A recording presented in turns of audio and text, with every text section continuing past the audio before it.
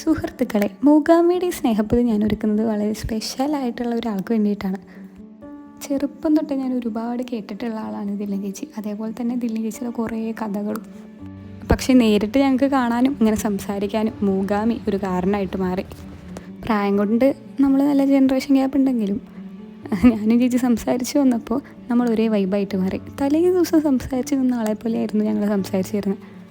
എന്നെപ്പോലെ തന്നെ സംസാരിച്ചിരിക്കാൻ ഭയങ്കര ഇഷ്ടമുള്ള ഒരാളാണ് ചേച്ചി എന്ന് എനിക്ക് ആ വർത്തമാനത്തിലൂടെ മനസ്സിലായി. മൂകാംബിയുടെ സ്നേഹപ്പൊതി വാങ്ങാവുന്ന ചേച്ചി എനിക്കൊരു സ്നേഹപ്പൊതിയായിട്ടാണ് വന്നത്. എൻ്റെ ഒരു ഓർമ്മയിൽ എനിക്കധികം ഗിഫ്റ്റൊന്നും കിട്ടിയിട്ടില്ല. ഞാൻ കുറേ പേർക്ക് കൊടുത്തിട്ടുണ്ട്, പക്ഷെ എനിക്ക് ഗിഫ്റ്റ് കിട്ടൽ കുറവാണ്. പിന്നെ എനിക്കതങ്ങനെ വലിയ താല്പര്യമൊന്നുമില്ല. ഞാൻ അങ്ങനെ അത്രയും ആകാംക്ഷയോടെ ഗിഫ്റ്റ് നോക്കിയിരിക്കുന്ന ഒരാളൊന്നുമല്ല. പക്ഷെ എനിക്ക് കൊടുക്കാൻ സർപ്രൈസ് ചെയ്യാനൊക്കെ ഭയങ്കര ഇഷ്ടമാണ്. പക്ഷേ ഈ ഗിഫ്റ്റ് കണ്ടപ്പോൾ എനിക്കെന്തോ ചെറിയ രീതിയിൽ ഇമോഷൻസൊക്കെ വന്നു തുടങ്ങി.